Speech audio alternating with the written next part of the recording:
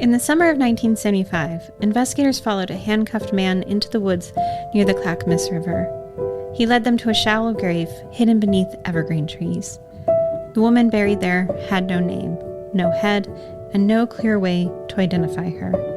And according to the man who killed her, no one was ever going to look for her at all. More than 50 years later, we still only know her as Clackamas County Jane Doe. This is her story.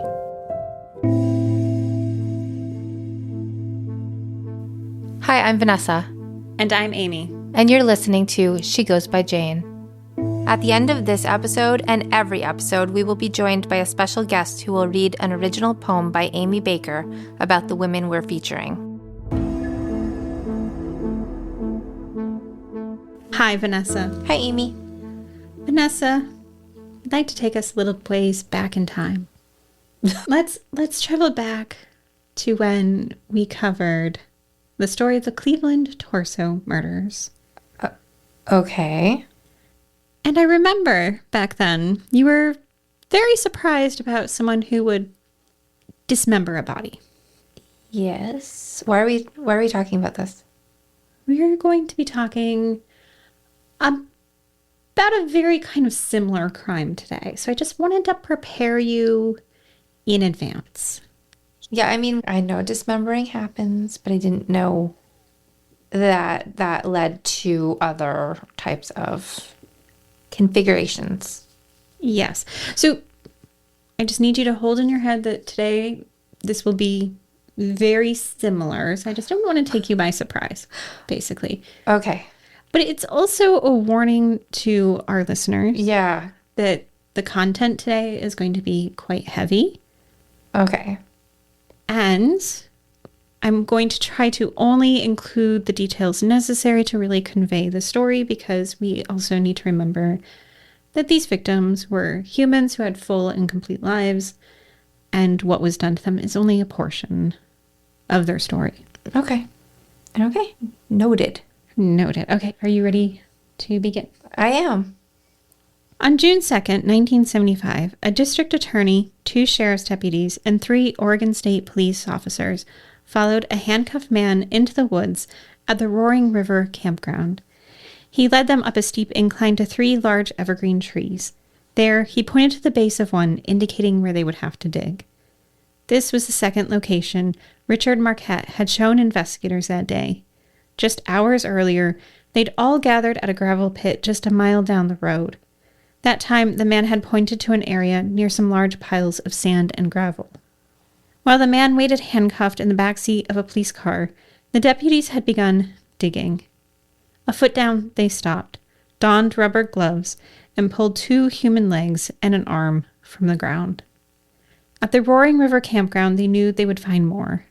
Meanwhile, Richard Marquette watched from atop a picnic table, not far from the gravesite, the sort of table where families had likely gathered days earlier for their summer lunches at the popular campground. They could never have guessed what was buried a few feet away. As Marquette watched the scene unfold, he began to shiver. "Do you want a jacket?" someone asked. "No," Marquette said. "It's not the cold." So are we kind of implying here that even he was disturbed by his own actions? Like the whole shivering thing? Or is he upset about being found out? Like, what's going on? Do we know? Yeah, I think in some ways we can assume that he actually might have been overwhelmed with what was going on around him. I think sometimes maybe he might have been also shocked by what he was capable of. I wonder, we never actually talked about it or thought about it or I haven't from that direction, but do you think that sometimes once people who commit really horrible things like this man, do you think once he's letting other people see that and admitting to those things, it almost makes it more real to them? Like, oh, wow, I actually did this thing, and now other people are seeing that I did this. Right, now people are aware. Not that I feel bad for him, but I'm wondering if there's ever a moment that brings them back to humanity with it, with like, oh, I did this thing. Yeah, sort of killer psychology is not necessarily something I spend a lot of time considering, right? So not sure necessarily what the current thought and research on kind of what is happening in those moments for someone like him. Well, and I don't think it would be blanketed. I think it would be a very individual thing because some people for sure, like we've had people who are braggy. Like we've talked about people who are like, they want their numbers to seem higher or they want their crimes to seem worse.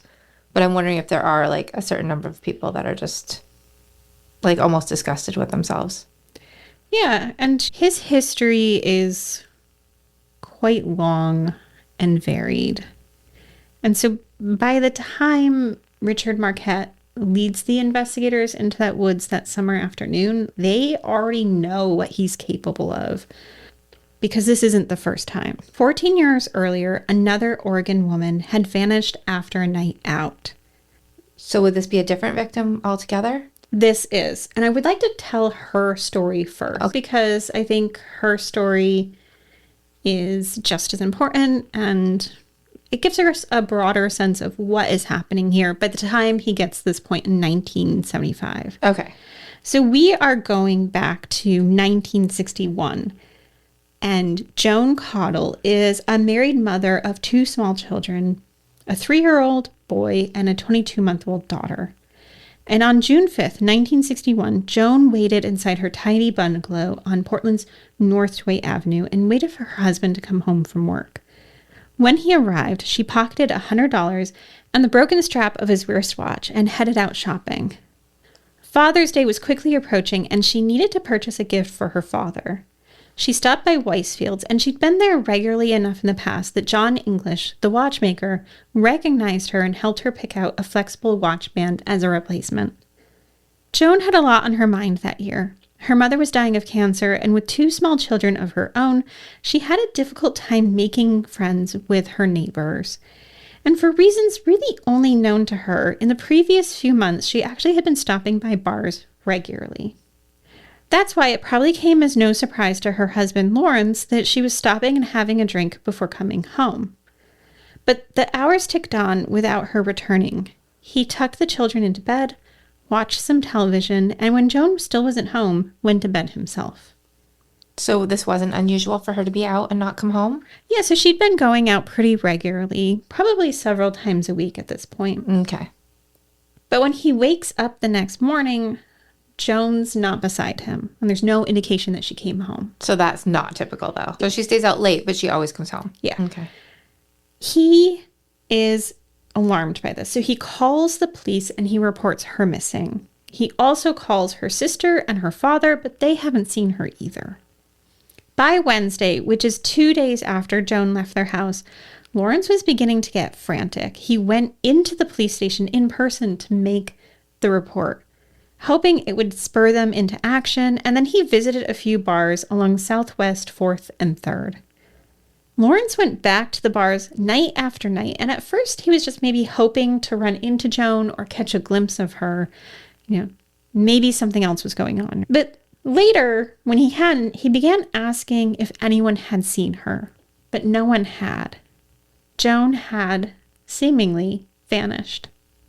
On June 8th, Egla Lily let her dog out into her fenced yard. And when she tried to call it back in, it wouldn't come. It was playing with something. Frustrated, she went out to see what it was and discovered a package wrapped in newspaper. From it, a severed foot rolled out. Nail polish still adorned its toenails. I can't imagine finding that in my yard. Yeah, just picture your normal home backyard. You've just done something that you do probably several times a day, letting your dog out. Like, how could you expect this? Right. So, of course, she's horrified, and Mrs. Lilly calls the police, and they soon descend on her Southeast Portland home. And once there, they made another gruesome discovery. There was actually another foot and a section of an arm in her yard. Fanning out across the neighborhood, they began to search for more remains. And next door to Mrs. Lilly, they found a newspaper-wrapped package that was placed inside a brown grocery bag. Inside was a hand. I guess I'm not really understanding what's happening here. Why why are these parts everywhere? Did they get scattered by an animal? So these seem to have been placed there because they're wrapped up kind of like packages. So it wasn't like the dog found it, the whole thing, and then brought them different places. No. It's a really like horrifying way to dispose of a body. Mm-hmm. But also, I bet this neighborhood was never the same again. Yeah, I purposefully didn't include what street this is on, but right. Like I took a little Google look around, and it's just I wonder that do the people who live there now know? They might still talk about it. I mean, this is kind of a horrible. Like, there are horrible things that happen, and then there are notably unusual types of horrible, and this is that. Yeah. Now, because of the level of how shockingly gruesome this is, right? These discoveries actually soon hit the newspaper, and the police are compelled to make a statement. They said that they had determined that it was a woman, and they did say that a 24-year-old and a girl who was 16 had been reported missing in the previous week, but they didn't believe that either of the missing were this victim. Now, Joan was the 24-year-old that they were referring to, and they didn't think this was Joan. Because when they had compared her foot size to the size of the severed feet found in Mrs. Lily's yard, they determined they were not a match. So they compared the foot size, and they're like, no, it's not her. Yeah. Now, more than a week later, they're going to change their mind because a re-examination of the foot size made them realize that the measurements had just been wrong in the first place. That this body then could actually be Joan Caudle. Now, they are in possession of a hand, and from that they take fingerprints. And they compare this to the fingerprints from Joan's house that they took from her bottle of black hair dye and a mirror. And they are a match. So Joan Caudle is no longer missing. She's been murdered. Calls begin pouring in. People are afraid that a brutal murder had taken place in their city. And one of those calls came from a man who worked at an auto wrecker's shop. He said that his work colleague had been acting strangely and hadn't been into work since the discovery in the Lily yard. With few leads to go on, police decide to go check on a small cinder block residence on Southeast 27th Avenue. It's wedged behind two other residences and only accessible by a narrow alleyway. And this small structure was locked and the window coverings had been drawn and no one appeared to be home. John Wenholz was the owner, and he and his two sons reported to the house earlier that day and nothing had seemed wrong. But when police called, they came back and one of them shimmied through an unlocked window and opened the door for the police. So is this a rental home? Okay, so it's not John. Not John. Okay. Now, everyone goes inside. I cannot emphasize enough how small this space is, and they're stepping carefully over the uneven linoleum floor. The living room, it just has a small single-sized bed. It's got a little couch. The kitchen only held necessary appliances, and there's a small storage room past what would be considered the bathroom. That's where they found a duffel bag, and inside were more of Joan's remains. When they looked further into the house, they found more of her remains inside the freezer. So without a doubt, they know that it's this guy. Yes. Yeah. So with this discovery, they're like, we have finally now a suspect, Richard Marquette, who's been renting this home. And he's the one who works with the other gentleman? Yeah, I actually suspect that the person who makes the call, that they don't make it explicit in the reporting. I suspect it's actually his brother-in-law who makes that call. Because they both worked at the same location. And he later would be talking about how odd Richard had seemed at the time. Okay. Because I was wondering, how would you really know if your coworker is acting that strange? Yeah. Because most of the time we don't know them that well. But if it's his brother-in-law, that would make more sense. There's one problem, though, with this discovery, which is that Marquette was now nowhere to be found. So he knew that they were looking for him? So he's gone. He's gone. He hasn't shown up since right after the murder. Okay. Days later, more of Joan's body would be found in a small box on Southeast Alder Street, which was several blocks away from Marquette's rental home. This time, the box contained Joan's fingers and other small parts of her body. Neighbors had seen the box there for at least a week before, but no one had checked on it. I don't want to check just random boxes on my street, but at the same time, it feels like the responsible thing to do. Yeah, I think at this point I do have some questions because, this is the same kind of greater neighborhood. And so my question is if people have found Joan in various locations over the past few days, and then that there's this weird package that's been sitting out. Also, they said it had started to smell. Oh my gosh. Maybe they were just scared to look at it? Maybe. So it takes a very long time before anyone goes and looks at it. Surprised no animals. Well, yeah, so that's actually a good question. The only reason that this actually gets investigated at all is that the guy who's renting the garage goes out to coffee with his friend who's a cop, and he mentions there's this weird package out front of the garage. And that's when they decide to look? And so his friend calls up the police and is like, hey, let's circle back and check on this. And then they show up and then they open it in front of small children, by the way. But some of the things the neighbors said is that animals had been, like dogs, and the neighborhood dogs had been interested in this package. But yeah, I thought for certain something would happen, but even the neighborhood dogs were like, nope. Now, day after day, the newspapers start to be flooded with stories of the search for Marquette, and fear continued to grow, and law enforcement kept on coming up empty-handed. By July 23rd, which is 18 days after Joan left for her shopping trip, Oregon Governor Mark Hatfield publicly asked for the FBI's help by adding Marquette to the FBI's 10 most wanted list. He said, I ask your personal evaluation of this case because of the widespread and deep concern among our citizens here. The sadistic nature and heinousness of this crime may be without precedence in Oregon history. By the next day, Marquette is added to the list. He's actually number 11 on their 10 most wanted list. James Helty, a special agent with the Bureau's Washington, D.C. headquarters, emphasized that this actually was an unusual move for the agency, that there was urgency to this case because of the great danger Marquette presents. A few days later in Santa Maria, California, a manager at a credit office was opening the mail when he came across the wanted flyer from the FBI. Here's one of your friends, Harvey, he jokingly said, and held it up for his friend Harvey Allen to see. I nearly fell over, Harvey Allen would later say. I recognized the picture. He was the man my partner had picked up June 14th hitchhiking.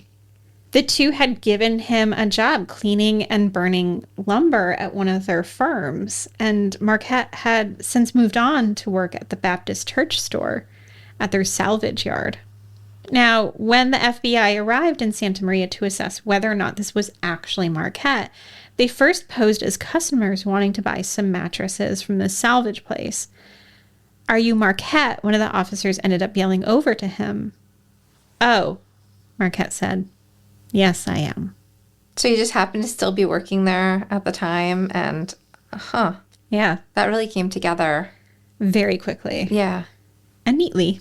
Yeah. Yeah. In the days after Joan's murder, Marquette had left Portland and traveled by bus south, going through the border at Tijuana. Later, he would return through Mexicali before ending up in Santa Maria. While in custody, Marquette confessed after 2 hours of questioning. He said he had run into Joan outside of a bar, and he remembered that her name was Joan because they'd gone to school together as children. After they went to some bars, and he drank so much that he was, quote, out of my head drunk. So he actually knew her? Yeah. So they were just like old friends catching up? I don't know if they were actually friends, but they were in the same grade school class together. Huh. That feels weird, doesn't it? Oh, because Yeah, I mean, this feels like more of like a stranger Yeah. type situation, right? I thought it was. Like, I thought we were going into it as, like, a stranger, not somebody that he knew. Now, after he got drunk, or they got drunk, he says they went back to his house where he claimed the two had sex. And he said he remembered choking her with his hands and then he fell asleep. I would give anything if it hadn't happened, he said. The next morning, he said he woke up to her body in bed next to him and then he panicked. He said he knew he needed to get rid of her body, but he didn't have a car. So he took her into the shower where he dismembered her with a butcher knife, and later he disposed of her remains on his walk to work. So he was just walking along and scattering these packages. Yes. None of this feels like, does it make sense to you? No. Like, I wish this wouldn't have happened. I needed to get rid of the body, but then I did it this way. Mm-hmm. It doesn't seem like the most discreet way of doing something. Not at all. Not at all. I don't know. What he's saying and what he's doing just doesn't feel like it fits to me. There's a mismatch. Yeah. Yes. Now, he makes this confession, and then the next day, he is flown back to Portland, Oregon to face murder charges in Joan's death. On July 2nd, he actually leads police to where he had left her head, which was in a swamp near Oaks Park, and dental records would be used to confirm that it was Joan. Days later, investigators would find what was the last known discovery of Joan's remains. Thrown among the rose bushes at Lone Fern Cemetery, they found her arm. So she's complete now? I think essentially they said that they found most of Joan. Yeah. Despite the confession and the evidence that was found inside his home, Marquette pleaded innocent. His lawyers knew this would be an uphill battle for them. There was little hope that they'd be able to convince any jury members that Marquette was innocent of the crime at all. And as his trial grew closer, they changed his plea to not guilty by reason of insanity. Meanwhile, the prosecution had its own challenges. They wanted him to face the death penalty, and for that they needed a first-degree murder conviction. At the time in Oregon, this meant that he would also have had to commit another crime at the same time. And for this, there were 4 possibilities. In this case, specifically, rape. What do you mean 4 possibilities? There's a lot to unpack here, because, like, insanity? Mm-hmm. I don't think being drunk counts as insanity. Well, so during the trial, they're going to bring forward people who can speak to his mental health status. Okay. But for the death penalty, he has to have another crime, and there's 4 possibilities? So is it like murder, rape, and 2 other things? So the murder has to be committed at the same time as another crime. On the same person. On the same person. Okay. So yeah. And so there were 4 possibilities in Oregon at the time. I'm forgetting all 4, but one of them available was rape. So they would have to prove that he committed rape and also murdered her. And then they could charge him. Dismembering not one of those? No. Doing something like that to a body is not one of the things? No. Does that seem reasonable to you? Yeah, I mean, I think it's interesting because the notion of what, quote, first-degree murder is actually vastly different depending on where you are. Okay. Yeah, and so this was kind of their challenges in Oregon State specifically at the time. Huh. Now, when the murder trial begins, it's the tail end of 1961, and it really did end up feeling that Joan was as much on trial as Marquette. Witness after witness was brought in to testify about Joan's character, primarily alleging that Joan had been seen out in public with men who were not her husband. She had been witnessed kissing several different men in the months prior to her murder. So the implication was clear. If Joan so freely interacted with other men, then she must have done the same with Marquette. But does that mean that somebody has the right to kill her? So basically, they know at this point they cannot beat the murder charge. Okay. Unless they can convince people he was, quote, insane when it happened. Okay. So they're just trying to make sure he doesn't get first-degree murder because he's facing the death penalty. Okay. So they're just trying to... It still doesn't feel like the right angle because it doesn't matter what Joan was doing at the time. So what they're trying to say is no possible way he could have raped Joan. So they're trying to make it seem like that Joan, she just hooks up with anybody. And if she hooks up with these other men, of course she would have hooked up with Marquette. So it has... Okay. So he did murder her, but he didn't rape her first. So we don't have the two things we need. Yeah. Okay, I get it. Yeah. I was like, wait, are we blaming her for getting murdered? Yeah, no, they're trying to paint her. That she was not rapeable because she was willing. Yeah. Which also doesn't make sense. Exactly. Yeah. None of it makes sense. No. It's because even if she did sleep with other men, she could still absolutely have been raped by this guy. Exactly. And even if she went home with him and had wanted to have sex with him but then decided not to, that's still rape. Right. But when they're going through this trial, the actual violence that had been done to Joan's body was impossible to ignore. Like, of course, there's the dismembering after the fact. But pathologist Dr. William Lehman, he gives his testimony about the types of injuries that he saw on her body. And Joan had 27 recorded bruises to her body, which included a large one on her left side that was over the top of what would be 2 fractured ribs. She also had bruises to her hand, arm, cheek, and hip, and those were caused before death as well. Okay, so none of this was from the way her body was handled. And so it's his professional opinion that most of this bruising occurred over an hour before her death, except for the bruise over her broken ribs. And he felt that bruise was inflicted almost immediately prior to her death. As to whether or not he had been strangled, he said he's actually unable to determine if that was true because of the way her head had been severed, which was just under the chin. But it's very clear here in what he's presenting that Joan had been beaten physically before we get to the part where he kills her. Right, he said at least an hour. On December 7th, Marquette took the stand in his own defense. He said the night that they went out, he had actually a couple of beers after work with a friend, and then on his way home had some more. That night, his intentions were to go see a movie at the Circle Theater, and he had a beer at a tavern along the way. He then caught a cab to the Grand Oasis Tavern next to the movie theater, which is where he saw Joan. She recognized him and called him by name.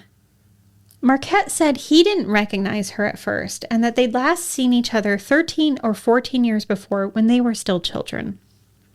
Still, the two ended up at a bar together and started talking about their old school days, and he bought them both beer. The two of them then traveled from bar to bar, but he couldn't really remember the details of many of those bar visits, and he couldn't remember what they talked about that night. He said at one point they crossed a bridge and he had to be careful that she didn't step on cracks and get her high-heeled shoes stuck in them. They eventually took a cab back to his house and he said that they kissed along the way. Now, that's different from what the cab driver who brought them there said. He had also testified and he said he didn't remember anything unusual about his drive and he never mentioned that the two were intimate in the backseat of his cab. Marquette then said he didn't remember what happened after they returned to his home, and he refused to answer directly whether or not he had murdered her. So we really don't know what happened. From his side. Right. In this trial moment. Yeah. But we do know earlier he said that he had strangled her. So we know that part, but we don't know, like, how that meeting went, because it was a little different from the cab driver to him. Yeah. One of the last witnesses called to the stand was a man named Elmer Young, who had been in jail with Marquette. He said that Marquette had told him that, quote, she had got him all hot and he did what any man would do. He didn't say he raped her, but he said after it was over, he remembered they had been scuffling, or words to that effect. He said he remembered choking her, and he said after it was over, she was like a dead log, and he was scared. Okay. Well, yeah, the choking seems undeniable, but whether or not they were, it's that area where we're like, is it rape or not? Don't know that part. This is what, essentially the defense is banking on, to give as much doubt as possible as to what happened between him and Joan once they go back to his place. The closing arguments were given on the afternoon of December 12th, which was Marquette's 27th birthday. Deputy District Attorney Julian Herndon spoke for 17 minutes and displayed some of Joan's clothing as he did. He said, "We cannot say her conduct was proper in accompanying him." And then he added, "Her penalty should not have been having her head cut off." Then it was Marquette's defense attorney, George Van Humison's turn. He argued, "Joan Caudle is dead. This boy killed her, but every killing is not first-degree murder." So we're not denying that he killed her, but we're still trying to get past the first-degree murder thing, right? Yes. And this is the only thing they can really do because the evidence for everything else is pretty clear. Right. He argued specifically that Marquette had not had sex with Joan, but Marquette would like people to believe that he did, and that if Marquette did beat her, it was only to silence her so that she wouldn't disturb the neighbors. There's so much wrong with that. It gets worse. He then presents what he calls his 5 possibilities as to what he believed could have happened that night in Marquette's home. And many of those 5 possibilities attempted to blame Joan for what happened. One alleging that she could have possibly have made fun of him sexually. Okay. Or that she insulted him. Or that she declined to have sex with him after, quote, leading him on. But this guy just said that they didn't have sex. He said he didn't think that Marquette did have sex with her. But then he's saying she might have made fun of him about sex. Like, about his body. About his body. Okay. We'll be back in a moment.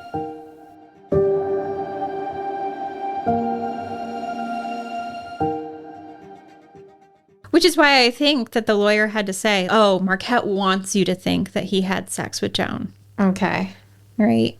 And so she needed to be calmed down. So silence so she wouldn't disturb neighbors. She insulted him. She made fun of him. Yeah. Okay. He also, one of his other possibilities was that maybe she died of natural causes. So he's really just grasping at straws. Yeah. He's like, maybe it's one of these 5 possibilities. Because again, he just needs to introduce enough doubt. Yeah. But I mean, that's his job, right? Like, it's his job. As his lawyer. Yes. Now, the jury, they deliberate for several days, and they found him guilty of first-degree murder, but they did decline to push forward or recommend the death penalty. "Thank God," Marquette said in response. And when Marquette was sentenced, the judge said that it was, quote, "the order of this court that you are confined for the remainder of your lifetime." But that's not what happened. How does that not happen? What happens next is that other people lose their life. Okay, so you believe that Joan is the only person that he's killed at this point? And then these next... whatever happens next that releases him is how we ended up with the woman we were talking about at the beginning? Yep. Okay. And do I know that Joan is his first victim or only victim at this point? I can't say for certain. But she should have been his last. That should have been it for him. Right. By the time Richard Marquette entered prison for the murder of Joan Caudle, violence was already a familiar part of his history. Years earlier, after dropping out of Roosevelt High School, Marquette had joined the military and served in both Alaska and Korea before returning home to Oregon. But after leaving active duty and joining the Oregon National Guard, he was dishonorably discharged following a violent armed robbery conviction. In 1957, Marquette and another man robbed an Oregon service station and beat the attendant in the head with wrenches wrapped in towels. During his incarceration for the attack, Marquette received misconduct reports for fighting and refusing to work. To many who knew him, none of this came as a surprise, because during Joan Caudle's murder trial, friends and family members and neighbors described Marquette as quick to anger. He was a man who could suddenly turn white with rage. One witness recalled that as a child, Marquette had once chased another boy with a knife after the boy sprayed him with a garden hose. That volatility did not disappear after Joan's murder. During the first decade of his incarceration for killing Joan, Marquette accumulated misconduct reports for disobeying direct orders, threatening prison employees, and making obscene remarks to a prison teacher. At 2 separate points, he was also found carrying improvised weapons, first a wooden club, later a wrench. And years later, the superintendent of Oregon's Correction Division would say those incidents convinced him that Marquette had a violent temperament. And yet, despite those concerns from some prison officials, Marquette was increasingly granted privileges through the early 1970s. He was moved into reduced custody positions, assigned outside work details, and eventually considered for work release and parole.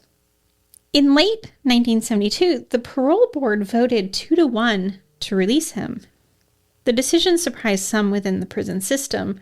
Rather than relying on earlier warnings, the board instead emphasized some reports suggesting that Marquette had made progress while incarcerated. Not everyone agreed with this decision. One prison psychiatrist reportedly warned that Marquette could still pose a danger, while Superintendent Hoyt Cupp later said that he delayed Marquette's release as long as possible by repeatedly denying his leave applications. The parole board then was angered that their decision on Marquette's parole was not being followed. On December 22, 1972, the board pushed back, signing off on his release without them. It was considered an unusual procedure for which the board took full responsibility for his parole plan. By the time that the public learned that Richard Marquette had been released, he had already been living in Salem, Oregon for nearly a year. I'm not really sure why would the majority of the parole board want to release him? Yeah. I'm not really sure why. What would make you feel like, oh yeah, this is the person we're gonna Of all. release? Yeah. I mean, particularly for a crime that had ended him up on the FBI's 10 most wanted list, that he was a special edition, right? Right. I mean, they were actually considering the death penalty for him. So how can we go from that to paroling him? Exactly. And I don't know the answer to that, but I do know at the time that the parole board had made kind of several other high-profile decisions about leaving or letting someone have parole where other people were like, whoa, now what is happening here? Okay, so there's something going on. Yeah. Probably. Yeah, I mean, it seems unusual to me that out of all of the prisoners who you can possibly consider parole for, why Marquette? Right. So it feels like an unusual choice. Like this wouldn't normally have happened. Yeah. And, they relied on their own psychiatrist to provide like, oh, he's doing good, rather than taking the opinion of the other psychiatrist who had spent some time with him and offered his opinion on whether or not Marquette posed a threat. Mm-hmm. And what is actually interesting that's happening at this time is also kind of a reframe of what Joan Caudle's murder was. So instead of being seen as a pattern of escalating violence, her case starts being treated as an isolated tragedy. So maybe to get into some of mindset of what was happening at this point, one veteran reporter who had covered Joan's murder years earlier later claimed he believed Marquette had likely killed her accidentally during an argument and only dismembered her body afterward out of panic. I don't feel like what he did is out of panic. I don't feel like there's no kind of panic in the world that would make you make a tiny box of smaller parts. Right. Like, not to be, gross about it, but like, that's not a normal thing. That happens out of panic. So, which is what he's saying. Like, oh, he accidentally killed her or something happened. And then this was the way for him to deal with it. And this reporter, he had actually flown from California to Portland, and he sat next to Marquette on the plane. And he said, we had a good conversation. He wasn't even handcuffed. Like, he didn't really seem like a threat to this reporter.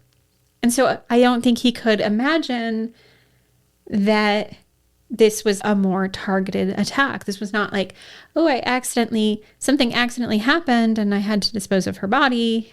But they weren't alone, and he wasn't a woman. Exactly. Yeah, because implicit also in narratives like this was also the suggestion that somehow Joan had somehow borne some responsibility for what happened to her, that she somehow had placed herself at risk by having intimate relationships outside her marriage. So you're like, oh, this is a isolated incident. This is a one-time thing. It's only because he encountered Joan. Joan presented this opportunity to him. Exactly. It rests on Joan. And because Joan Caudle's murder is just being treated as this aberration instead of a warning, he only serves just 11 years of his life sentence. So he's back out now. He is. And the public doesn't even know about it for a full year. Now, he moved to Salem, Oregon, and he was not the only new person in the area at the time. In early 1975, Betty Wilson had moved across the country to live with her sister in Scioto, Oregon, which is about 30 minutes from Salem. Betty had always lived a hard life, and she was one of 18 siblings. And she had started to have her own family when she was just 17 years old. And over the course of the next 20 years, she gave birth to 6 girls and 1 boy with several common-law husbands. By the 1970s, she was living with a man named Paul Wilson in an old bus at the edge of the city dump near Fayetteville, North Carolina. Wilson was abusive. He frequently beat Betty and would sometimes lock her on the bus, or he would handcuff her to a bedpost on the bus. Betty's sister Nancy said that once her sister had been beaten so badly that she couldn't open her eyes for 5 days because they were so swollen. Just before Betty left him, Wilson attacked her with a butcher knife, and this time he was actually charged with attempted murder. That was the last straw for Betty. It was likely she thought she would not survive her marriage to Wilson, so she begged her sister to take her with her to Oregon. In Oregon, Betty began her life anew. She rarely left home except on the night of April 18th, 1975, when she was set to accompany her niece and her niece's boyfriend out to celebrate her niece's 20th birthday. They drove into the Salem area where they intended to go to the Pepper Tree Supper Club. When they got to the door, though, Betty's niece was denied entry. The young couple encouraged Betty to go celebrate without them, and they said that they would return around 11 p.m. to pick her up. The Pepper Tree was packed that night with as many as 250 patrons crowding the space. Betty spent the evening sharing a table with 2 other women, and when the Ladies' Choice dance was announced, she picked a tall stranger as her companion. The 2 spent the evening talking and dancing, and by the time Betty's niece arrived to pick her up, Betty wasn't ready to go home. She said that they would meet up later. Betty would never make that meeting. The next day, parts of her body were found by a fisherman near Browns Island Sanitary Landfill southwest of Salem and a slough on the Willamette River. Her body had been dropped off a small wooden bridge into the shallow water below. Betty's body had been savagely attacked. The blood had been drained from her body. Her arms, head, and breasts had been severed from her body, and her sexual organs had been removed. Though her ex was initially considered a suspect, he still lived in North Carolina. Suspicion soon turned to one man, Richard Marquette. With his history of violence, the ex-con had one other glaring clue working against him. He lived in a trailer park just 300 yards from the Pepper Tree. And it's exactly what he did to Joan. Yeah. So it seems like they wouldn't have any doubt that it's him. Yeah, so this is... That poor ex, though, getting blamed for this, caliber of crime. Well, on the other hand, he did go after his wife with a butcher knife. It's true. So... It's true. Yeah. Yes. She did live through that experience, but probably barely. Now, police, they move in quickly, of course, and the search of his small one-room turquoise and white trailer yielded many clues as to what happened to Betty. Before they even entered the home, they found their first piece of evidence. On the walkway into the home, investigators found one of Betty's fingernails. Inside the trailer was covered in blood splatter, along with bits of human flesh and a portion of her necklace. More evidence was found behind the trailer where the sewer system had failed to have been hooked up properly and had emptied some of its contents onto the ground. In this case, it was more of her remains. Marquette was quickly charged with her murder. Initially, he pleaded not guilty. But by Friday, May 30th, he changed his mind and switched his plea to a guilty one. He simply told the judge, "I did strangle this woman to death." Later, it was revealed that he spoke to investigators about what happened to Betty Wilson that night. Though part of Marquette's parole had been a directive that he not drink alcohol, he frequently drank beer at the Pepper Tree. That's where he met Betty. The two had talked and danced until around midnight when he took her back to his mobile home, and within a few hours he strangled her. He then took her into his bathroom where he dismembered her with a fishing knife, and then he pulled out her fingernails with a pair of pliers. The next day, he loaded his body into his pickup truck and took her remains towards the Browns Island sanitary landfill. And it was close to its destination that he decided to leave her body in the water, and so he dropped her body off the bridge. It was here that the angler found her remains later that day. I feel like we had to talk about his lack of actually hiding a body. And while lawmakers were gearing up to use Marquette's early parole as evidence of the failures within the penitentiary system, law enforcement was likely breathing a sigh of relief that Betty's murder was resolved far quicker than Joan's was. But Marquette had one final confession. Before we get to his other confession, this guy really... The first time he said he panicked when he did what he did to Joan. Yes. But he does the same exact thing again. Yeah. So it's not panic. And this time he's going one step further with the fingernail thing. Mm-hmm.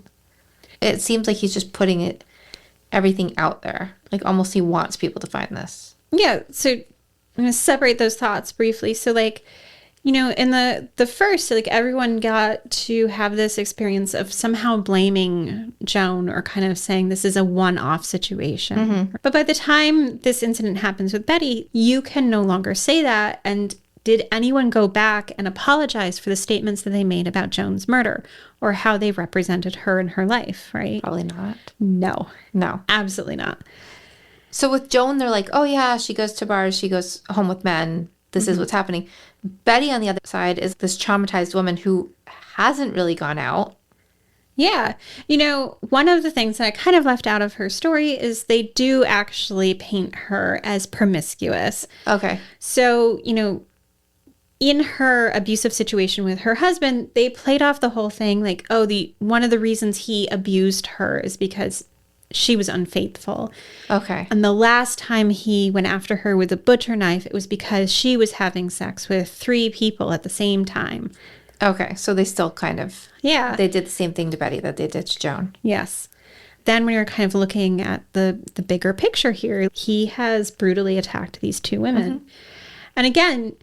Never is there a time in later years that they go back and say, look, we were so wrong with how we painted these women. And then when we go to talk about, he said previously that he did what he did to Joan specifically because he didn't have a car.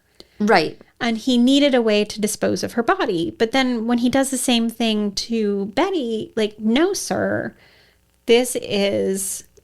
A pattern. Right. Yeah. We're doing what we want to do, not what we think we have to do. Exactly. Yes. And again, there's no going back and being like, whoa, we were way wrong about that. Mm-hmm.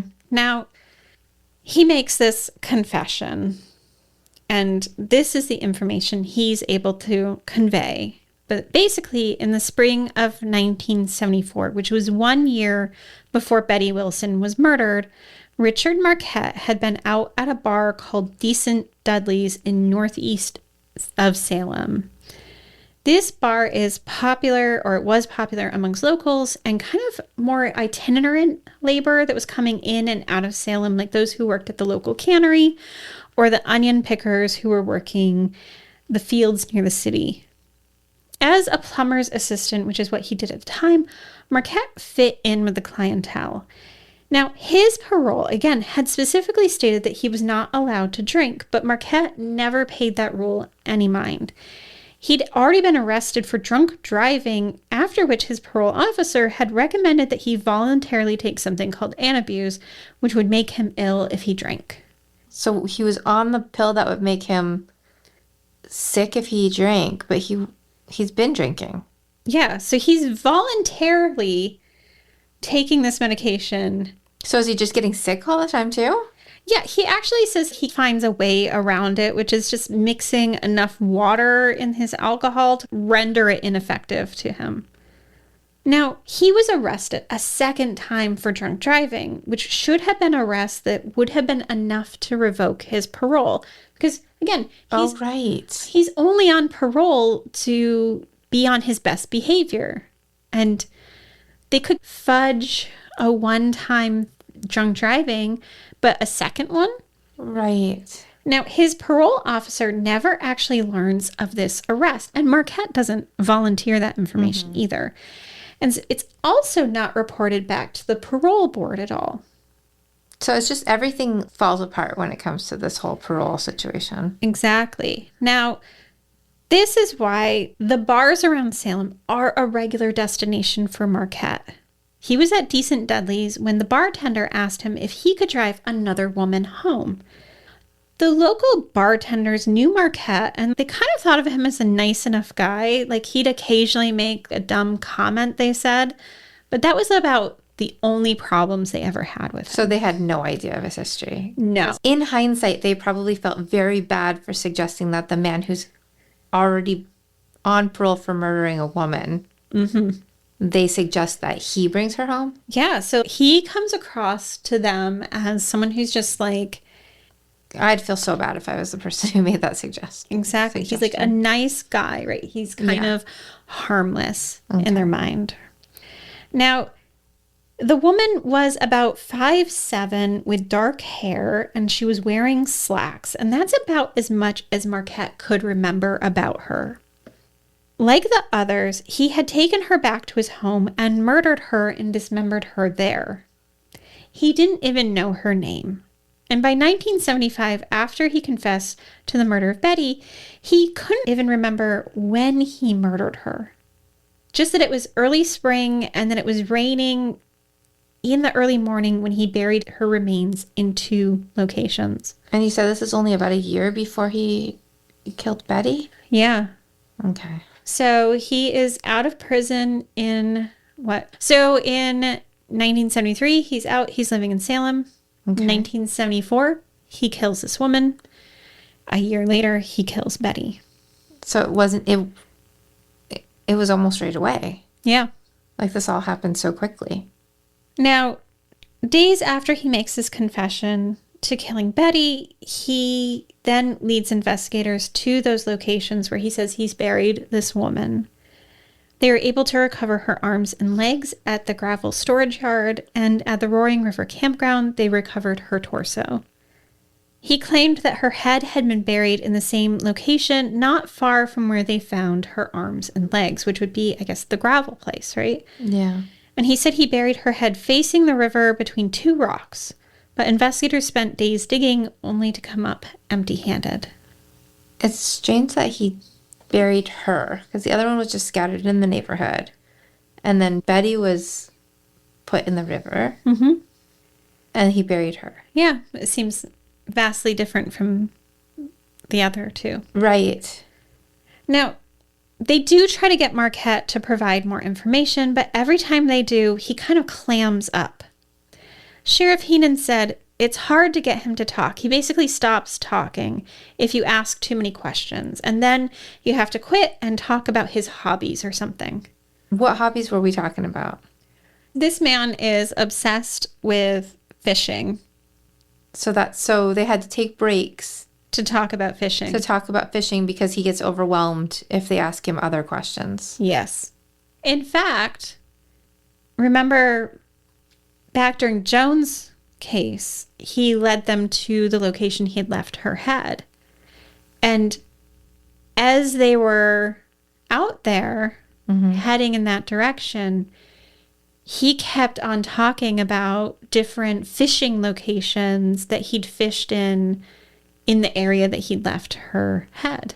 Okay. So he's like really preoccupied with fishing. Mm-hmm. And I guess it's good that, that the sheriff figured this out enough to get more information from him. But at the same time, imagine having to be talking to somebody about something so serious and then having to once in a while just start talking about something completely unrelated. You do what you have to do to get the information, but at the same time, that's got to be annoying. I cannot imagine the amount of frustration and being like, we have this serious issue. Women are dead. And you killed them. And you want to have a conversation with me about fishing. Now, the sheriff also says, and this goes back to how he's perceived by the bartenders and stuff. He says that Marquette gives him the impression that he's just rather personable and likable.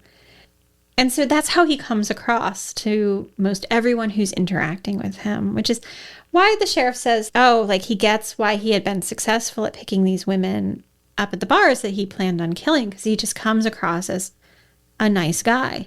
So these women were comfortable with him. Yeah. Then bartenders see a lot. Mm-hmm. They interact with a lot of clientele, and even they were not picking up on anything kind of unusual about this guy. Yeah. Now, the only other person who likely met this woman was the bartender at Decent Dudley's. By the time they arrived to question her, though, she had already left her job, having divorced her husband and returned to Taiwan. So she's not even in the country. No, so she's long gone before they kind of figure out what's happening. Now, investigators felt that it was unlikely that they would pursue contacting her because they had leads that they said were closer by. Someone had claimed that they knew who the woman was and gave them a name. And it's unclear if that lead ever helped identify her. And while some of her body had been recovered, it had not been enough for the current technology available to them at the time. Dr. Roy Patton, the Salem pathologist who had done the autopsy on her body, thought she might be somewhere between 30 and 40 years old, but he didn't feel that identification of her was close. He said, "I can't find out much more just shuffling through these bones. I need the head and the teeth for positive identification." Investigators were never successful in locating that. In addition, Marquette had removed her fingers, making fingerprint identification also impossible. And so the woman buried there became known only by the place where she was found, Clackamas County Jane Doe. Is she still unidentified? Yeah, so that's actually normally not a question that I have in a story that we're sharing, because we talk about missing and unidentified women. Right. But just because it's been so long, I didn't know. Like, maybe they've solved it, right? Yeah. Now, it's been over 50 years since her body was discovered in the woods on the Clackamas River, right? Mm-hmm. And I am not fully certain where this case rests now. We know that today Richard Marquette remains in prison. He's one of the oldest incarcerated people in Oregon. He's in his 90s. Okay. And he spends his days sorting recycling and reportedly says very little about the murders at all. Now, what happened to Clackamas County Jane Doe's case after that summer remains unclear to me, though Anne Rule, true crime writer extraordinaire, later referenced her as one of Marquette's victims. Today, she does not appear in the NamUs database. It's possible that she could have been quietly identified years ago and her name withheld from the public, but it's unclear to me if that happened. Or perhaps, somewhere along the way, did her case simply slip through the cracks once again? So she's not in NamUs at all? She's not in NamUs, but then there are tons of other cases that are not in NamUs, because as much as we would want it to be an exhaustive database, it's not. Right. Now, reportedly, Marquette once said he chose her because he didn't think anyone would look for her. To him, she was just another woman no one would miss. But that isn't true. Someone somewhere knew her laugh. Someone loved her. Someone may have spent years wondering what happened after she disappeared. And even now, more than 50 years later, we're still here remembering her. Inventory. Unidentified woman discovered June 2nd, 1975, in Clackamas County, Oregon. We are born without patellas, just cartilage that will learn the shape it needs to hold with age, and so many other bones that will fuse as the months pass into years. What magic there is in becoming whole, our bodies knitting together in unseen ways we won't have memory of. Did it hurt, this joining, or did it happen slowly enough not to notice? Every day I think of you, women who once held the shape of our world. I see long dark hair blowing in the wind as you reach down to pull an onion from the ground, or the twist of your body as you swivel on your bar stool, the cigarette smoke twisting your tresses. What some will do to a body means we look there for answers. I miss the way you moved through this world. For more information about our show, please visit shegoesbyjanepodcast.com. Bye, Vanessa. Bye, Amy.